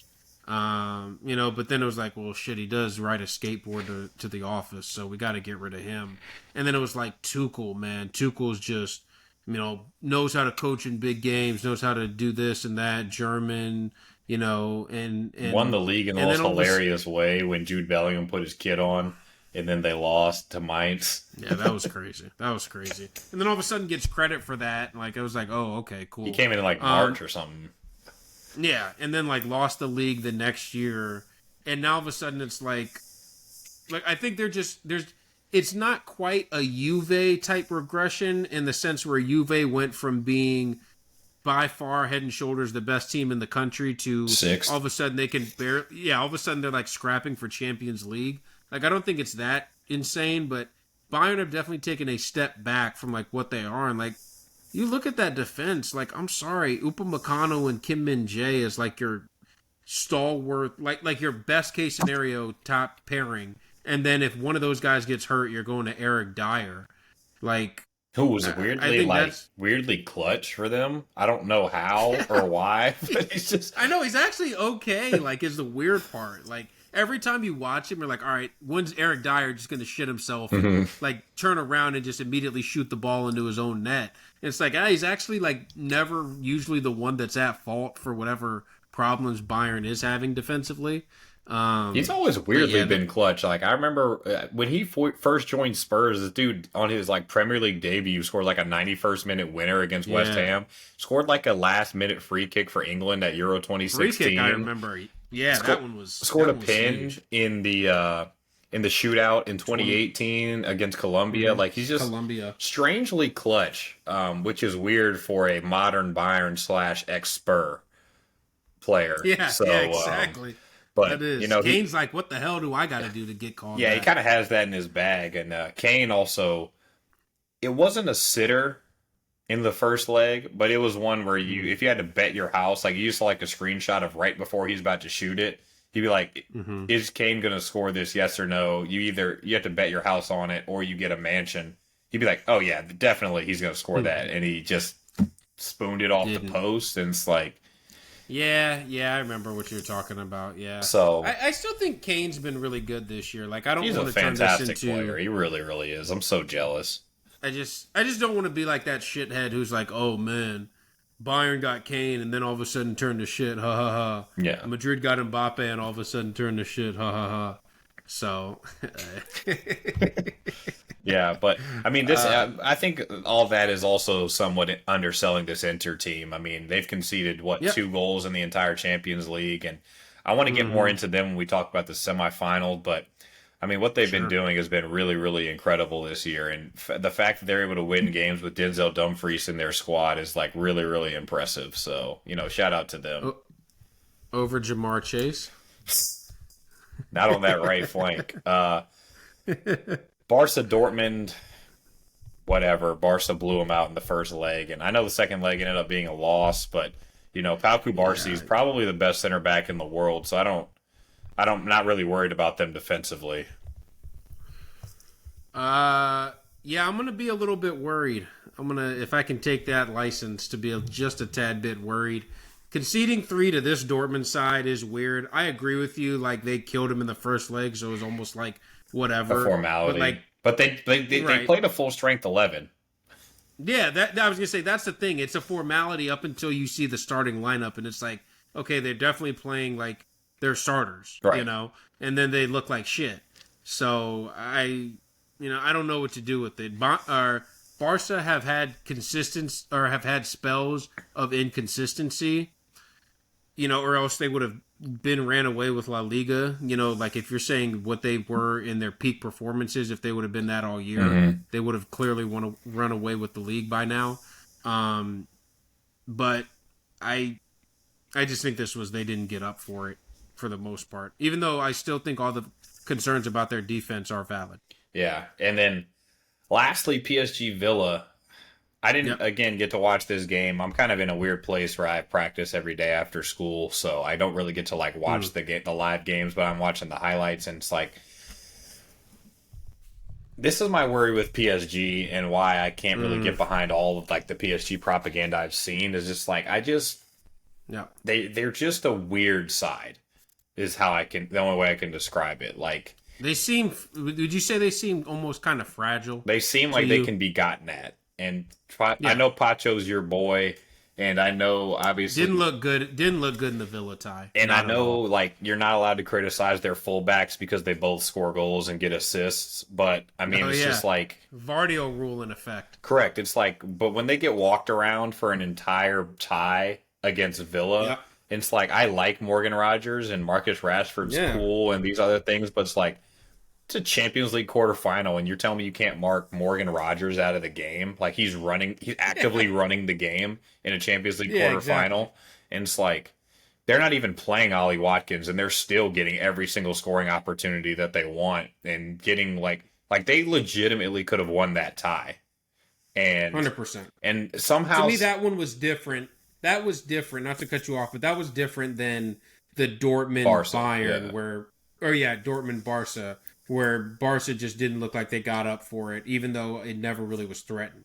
This was like, all right, if PSG don't kind of get it together for this 20-minute stretch, they could end up being on that laundry list of PSG teams of, oh my gosh, how did this happen again? Yeah. And it's just, it kind of goes to the bias that a lot of people show toward attacking teams. And we're going to get on to another one when we talk about the semifinal, but it's PSG have just gotten this license of oh man, all their players are amazing. They're an amazing team. They've been amazing. They've been this, that, and the other. And it's yeah, but I think there's been a good history for the most part, especially in the modern Champions League, of teams winning not with attacking flair. Exactly. You don't win the Champions Chelsea. League. You don't win the Champions League by scoring 50 goals in a Champions League campaign, for the most part. Again, I'll say for the Right. most part. And or Yeah, I it's mean, kind of like the NBA where it's like, yeah, you can win by scoring 130 points, but at the end of the day, if something's going to happen and it's going to be game 6 in the finals and you're going to need to get yeah. 3 stops in a row. That's how it Yep. is in the Champions League too. It's like, yeah, scoring goals is awesome, but there's going to become a time where you're up a goal with I 35 think minutes about that. left against a good side, and you're going to have to protect Yeah. that lead, and you're not going to get another shot. Like the other team's just going to have the ball for the last 30 minutes of the Hmm. game, and you're going to have to see the game out. And are they going to be able to Hmm. see that game out with Kvaratskhelia, Doué, Dembele, and Barcola all on the pitch at the same time? Yeah, that's an interesting one because it might this would be my second reference to the Bayern treble team, but that was kind of like how they were. They were insanely attacking team, but then you look back at that Champions League final and they beat PSG 1-0 when PSG was like a super heavy attacking team at that time. Neymar I thought was playing some of his best football in a PSG kit. Mbappe was humming on all cylinders. Like had Di Maria in there still doing his thing for them. Weirdly enough, and they were able to keep a clean sheet against him in the final, and ultimately that's what ended up winning it for him. So, yeah, the and look, maybe we're saying the PSG the defensive challenge was that Liverpool tie, and now they can just kind of outscore people, but. I don't think it's as much of a formality as people wanted to make it seem, right after they beat Liverpool. Right. Yeah. So, because after they beat Liverpool, it was all right. PSG are going to win the Champions League, and it's just a matter of who's coming in second. Yeah, So, exactly. So let's get on to these semifinal ties. Do you want to go Barca heck yeah. first or PSG first? Let's go Barca first. All Let's right. go Barca. So Barca, I did some research. I have some numbers, all right, about the goals scored and the goals against. So This is Barca Inter, by the way. correct, Just for Barca everyone, Inter. just to So clarify. Barca have Yeah. conceded 17 goals, which is pretty by a pretty far margin the most that any of the remaining teams have conceded. You're PSG talking about in the Champions League. in the Champions League. Okay. PSG Cool. have Cool. conceded 14, but they've also Mhm. played 2 extra games compared to everybody Right. else. Arsenal has conceded 7, and Inter has conceded 5. And again, kind of the joke going around is this is the league stage top 4, other than Liverpool. Um, so these are the teams that have performed well consistently throughout the Champions League and PSG, who Yeah. have come along more recently. Yeah.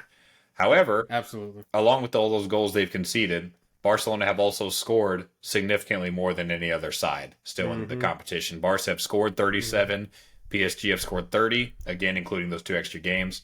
Arsenal have scored 30, and Inter have scored 19 in, I think Damn. it's 12 games. So Damn. they're really riding off that defense. But if you're only going to concede every other game, I don't think it's Yeah. I don't think it's One- going to be too hard of a task for you to go through if that's how you're going to defend. The what I'm kind of interested to see is sort of I think in both of these ties you can kind of say it, but I think this one sort of embodies it even more. Is just sort of these contrasting schools of thought. You have by far Yeah. the best defensive side left in the competition, probably the best defensive side in the competition against the best attacking side in the competition. So you're kind of Yeah. seeing like it's like an immovable was it an immovable object and an unstoppable force are going to meet, and one of Yeah. them's going to have to give. Mm-hmm.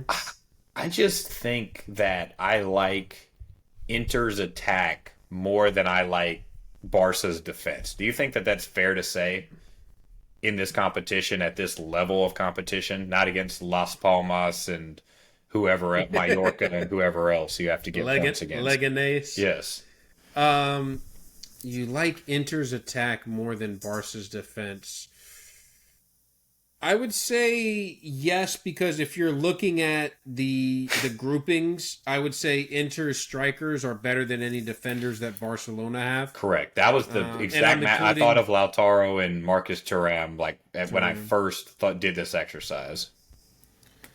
Yeah, and I want to give Marcus Thuram a bit of credit because when he first came to Inter, I was like, okay, came from Mönchengladbach, was nice in the Bundesliga, but He also we was all know dog what it is. shit in the Euros. Was another thing that kind of Absolutely came. horrible for France. I felt like it was weird because it was like all of a sudden, weirdly, he was starting because it was like, well, Mbappe doesn't want to start at the 9, and they have no Giroud, so it's like, all right, well, rotate between throwing, which is a crazy as hell statement to say about a team that was like widely considered the best in the world. Well, by far the best in the world. Yeah, exactly. Apparently. And now it's like, all right, shoot, Turam or Kolo Muani. All right, we'll flip a coin each game. And it's like, what the hell? But yeah, he's been really, really good for Inter last year, and he's kind of backed it up this season. No Diddy. But like his ability to not only be a finisher and a goal scorer, but also a bit of a creator. Like he can pick the ball up and kind of drive at guys. He can, win 50-50s and then kind of go on and create an attack out of it. So he's a guy who can kind of hurt you in a lot of different ways. And then Lautaro, like he's just en fuego, I think is how they say it. So he's really damn good. So yeah, I would say I would like the Inter attack more than the Barca defense. Yeah, and even with that being said, I don't think it's going to be like because I like Inter's defense better that I'm thinking it's like, all right, it's going to be a 1-0 overall tie. Yeah, and that's how absolutely. I don't think that's how it's going to go. What I wrote down, Barca's going to score for sure. I think it's going to be a 3-3 tie. Like I think the tie is going to end up 3-3. I think it's going to be 1-1 in Barcelona because that's where the first leg is. It's going to be like really cagey.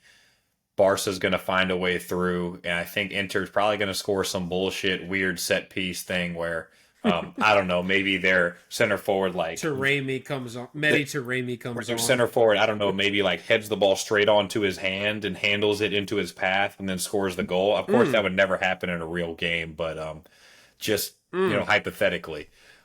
Something weird like that, or like a Mediterranean, like you said, like he's gonna isolate himself on like Balde on the back stick, and it's just gonna fly, and it's gonna be like, okay, cool. And then, or Pau Cubarsí is gonna get physically bullied like he does every game. So something like that. But I really do think 1-1 in Barcelona, and then I think what's gonna happen is Milan are gonna go up. 1-0 in the second leg at the San Siro, and it's going to be like, all right, boom, kind of. They're going to think tie over, and then boom, two Barca goals. Inter gets another equalizer, and I think it's going to go to pens. I think Barca's going to go through on pens. I know it's like a weird prediction, but I think it's going to be a very, very like if I were to give an overall prediction of just how the tie is going to be, super cagey, super back and forth. But I think Barca's quality is going to end up just edging out Inter. Because I don't think Inter have the same quality throughout as Barcelona do.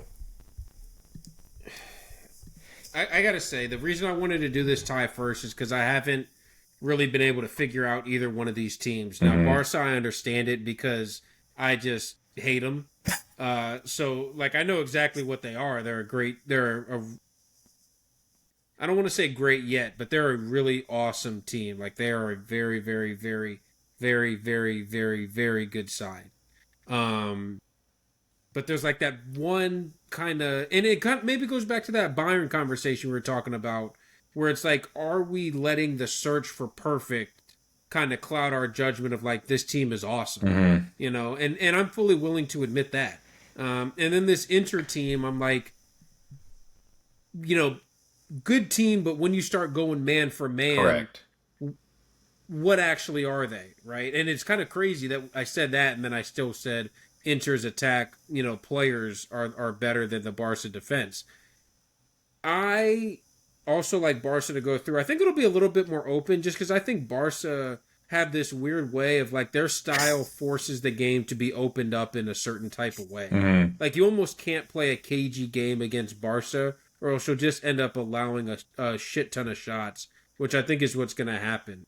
Even with the defense of Inter that's as good. I could actually see, kind of like how you said, weirdly, I could see it being close in Barcelona at the Montjuic. And then all of a sudden they go to the San Siro and it's just like, Flick is just like, you know what, fuck it. Yeah, fuck it. We're just going to press the shit out of them for 90 minutes, run in. Gavi's out there, should have been sent off in the 23rd minute, but somehow he hasn't even gotten a yellow yet. Classic. He stole Rudiger's technique. Well, who stole it from Rodri? I was going to say that's really Rodri's technique. He's always been the king of it, in recent times. Well, although Casemiro, he stole it from Casemiro, though. Yeah, Yeah, exactly. I know. Casemiro went to United and was like, "Wait, I actually get booked for these? What the hell?" So yeah, I have Barca going through. Not quite as cagey, but I do think it'll still be close. I could see maybe like a 4-2, honestly, for Barca. Yeah, I'm just. I So really like Inter just because I mean, just like all yeah. great Serie A sides are, they're just like an island of Mm. misfit toys, and it's just like, oh Oh yeah, yeah. Mkhitaryan was washed for Arsenal 8 years ago. Yep. Darmian could barely get in the United side 8 years ago. Um, Çalhanoğlu were supposed to get a huge move like again 6 7 years Hmm. ago, something like that. Oh, Ben He Pavard. was supposed to go to Bayern last Yeah, year. Ben You Pavard know. was a like Bayern. Hey, you're not good enough to play for us anymore type of guy. Hmm. All these guys that Yeah. just had Mehdi Taremi is kind of like their third guy, and he's like, oh, he performed well at the World Cup. Let's see if he can play a good week in week out. And then, I mean, shit. Marko Arnautovic Feels like somehow still getting booked in the year 2025, so I really, really appreciate that from him. feels like Presno Kimpembe will go there this summer and like all of a sudden be awesome. Yeah, like Bastoni's gonna get like a Liverpool move, and then like Yeah, they're they're gonna gonna replace replace him him for free. with they're gonna replace him with your boy Kimpembe, and it's gonna and then people are gonna be on podcasts and like 8 months from now being like, is Kimpembe actually the most underrated defender on the entire planet? And it's like, no, Yeah. his freaking Achilles is held together by staples, so I think I'm good on him. So yeah, I think we both have Barcelona going through, but definitely Yeah. more of a tie than people may Again, I have no think. idea what to do with this one. I have no idea what to do. I don't really have a feel for either one of those teams, the way I would want. So I'm fully open to anything happening really in that one. All right, well, This next tie, not as much. I'm just gonna throw you the ball. Arsenal, PSG, go. Arsenal. Their attack has looked much better since it's fucking crazy. When the players get healthy, like the team looks okay. And I think that they've gotten healthy right now. Dude. It Um, can't be that. Connor Bradley missed like 5 games this year, so well, that can't be the shit, you're reason right. why Arsenal hasn't been good. Kelleher started a handful, so because of that, the Havertz and Jesus injuries and the Saka injury and the Martinelli injury and the Odegaard injury at the everybody very else beginning of the injury. Yeah, year. yeah, none of those count. But like I said, I think Arsenal are just they're more like peaking in the Champions League at the right time. I would say. Like while I said the first leg against Madrid I thought was a little bit closer, the second leg was not close at all. And I think Arsenal will be able to kind of overwhelm PSG with their athleticism, with their physicality, the same way they did to Real Madrid. You talked about that Mendes versus Saka matchup. I think is going to be people say, oh man, Mendes strapped Salah. Like he definitely did, but at the same time, Saka's a different type of player because I think Saka has more of an engine. He has more of an engine, more of a go. Salah's more of a technician type, I would say. Whereas as Saka, I mean, like is becoming one of my favorite players. Just in like he just doesn't give up ever. Um, so I think he'll Especially when will he it. missed like three sitters at the weekend. He Oh definitely didn't yeah, give up. exactly, exactly. I think Arsenal's defense will be really tight. I think it'll be really compact. Um, and I think they'll be able to see it out. Yeah, this is more of the, I know you would hate to hear it, but the Chelsea, 2021 type of model where it's like lower scoring team, found some scoring at the right moments, good defense, kind of gets them through to a final. And people see them in a final and they're not really convinced that they should be there, but they have a chance at the same time. So Yeah. I think that's definitely Arsenal's profile right now. First leg is going to be interesting because of that booking that Thomas Partey picked up. Yeah, Been he's hard. weirdly become like super important for you guys. Been hard to find evidence of why he was booked. But I did find it eventually, and I think Vinny was waving a card in. better. Something Your better. boy, we win a free kick late in the game. Your boy Danny Ceballos goes to pick the ball up, and then he pushes him out of the way, and Danny Ceballos goes both hands up in the air and falls over like it's not 5-1 in the 91st minute. I I told you Ceballos has been a tier one. Like, how did I not get this call guy for a while? So I'm glad to see that is finally reared its ugly head for you guys. Yeah. So it's going to be interesting to see how sort of Arsenal lines up in this first leg, and seeing that is going to, how Mikel Arteta responds to the suspension. What do you want him to do? I don't want to jump the gun, but what would you do, or what would you like to see? So I kind of came up with two options in my head.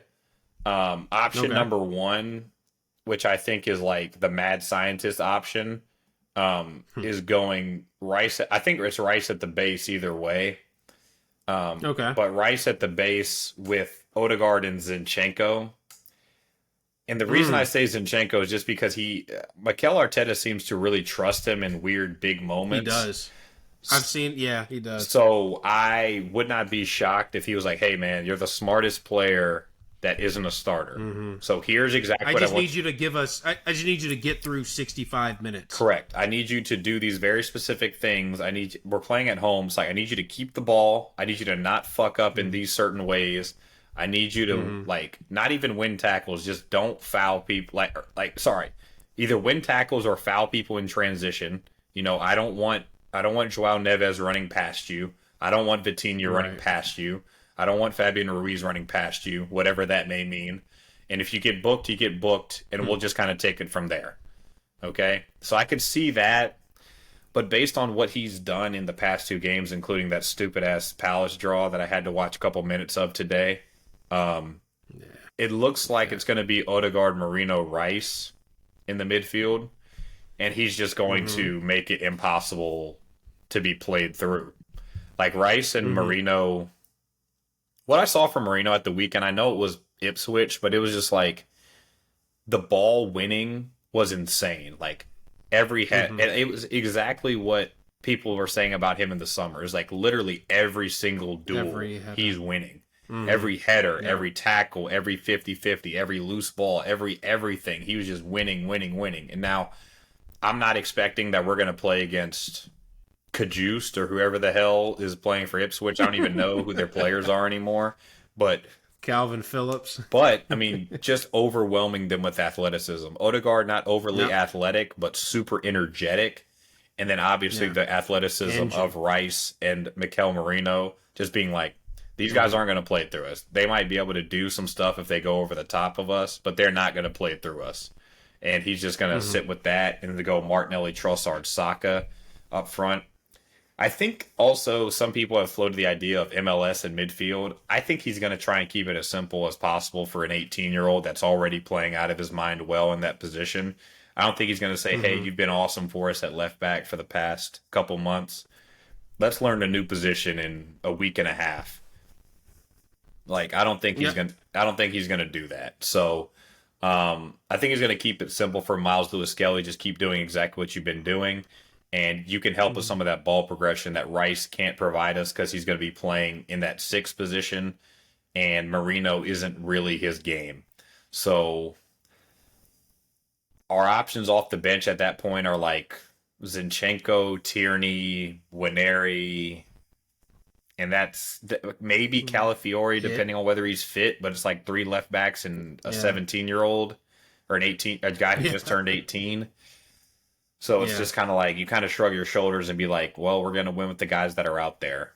And that Sterling, would be my only worry is I don't think Arsenal have a lot of moves if like whatever their initial plan is doesn't work. Like I think PSG have more attacking depth for sure. Although weirdly outside of that, like I don't think PSG necessarily have a lot of midfield depth. They kind of have, Zaire Emery, but then like after that, they don't really have anybody. And then defensively, I like Pacho a lot, and he's been awesome this year.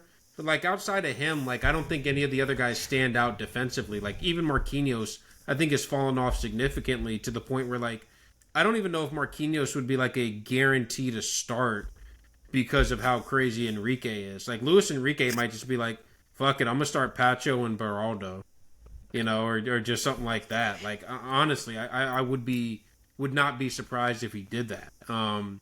So I just don't think there's enough consistency with the PSG defense in that aspect. Whereas I think Arsenal super consistent in the defense, super consistent in the midfield, and now can you have those moments from the attack? I think that they can, because I think PSG's defense will allow them to have some moments. So Yeah, and Kivior has been fine. Weirdly, I mean, Saliba's been the one of the two that's been of those two that have been how you shaky. feeling about Saliba on the ball recently? He's been not awesome. I just kind of, I don't know. I kind of shrug my You shoulders. ready to at sell it. him to Madrid?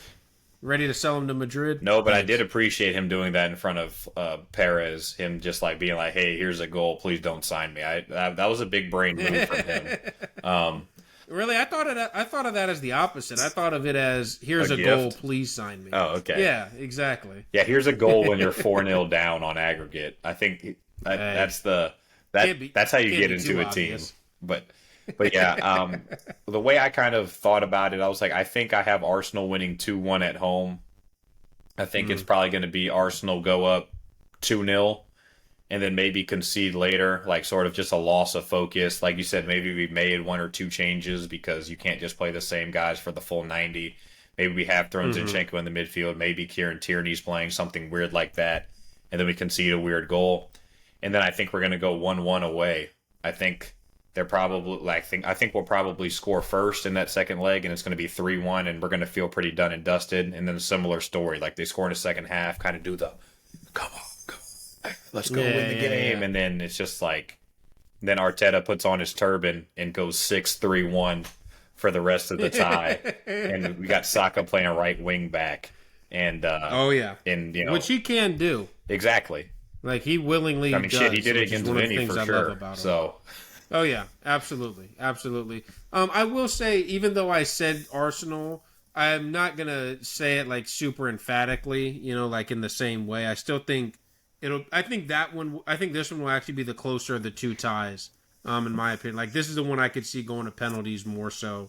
Maybe Arsenal win by a goal, in like extra time or something. Well, I hope we don't have to rely on David Raya to save a pen or two, because this dude literally dived 17 seconds before the run-up starts. So I just think these are four really good teams, and I'm kind of like, obviously I'm not happy that Madrid aren't in it, but like I'm weirdly like happy with this field. Like every year I feel like in the semifinal there's like at least one team. The Villarreal. It's like Dortmund are in. Oh, okay, cool. Well, shit. And look, Dortmund ended up making the final, so like give them credit. But yeah, like, once you get to the semifinal time, it's kind of just like, yeah, yeah, exactly. It's like how you talked about the second round of the NBA playoffs. Like I feel like the semifinal is like there's a noticeable level difference. Correct. So I mean, I've literally never been here before, so I'm excited and scared about what's going to happen in this semifinal. I'll coach you through it. I've got some experience. Well, shit, we don't have the capacity to score like 2 goals in 2 minutes in like the 98th minute, like Rodrigo did that one time or something like that. So, fair enough. Still excited about it. By the way, you might be able to sign him this summer. I know. I like that tank job from him too, like turning in his two worst Madrid performances of the past 3 years against us. I really appreciated that. That was the favor that he was giving y'all right before he signed. Yeah. So, yeah, man.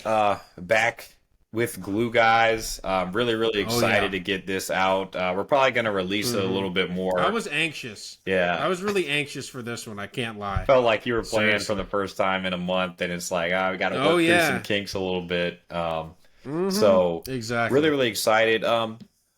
Like this video, subscribe down below. We haven't really asked you guys to do that too much, but I'm going to try to be a little bit more active on my TikTok or on our TikTok, because I feel like I haven't done my part. Chad's been doing all the monologues. I need to do some monologuing as well. So, they're really fun. Once you do the first one, it's fun. So, yeah. I'm looking forward to it. So, really hope you guys enjoyed today's episode, and I'll see you guys next time for episode 33. All right, huge moment, another Shaq number, and we'll see you guys next time.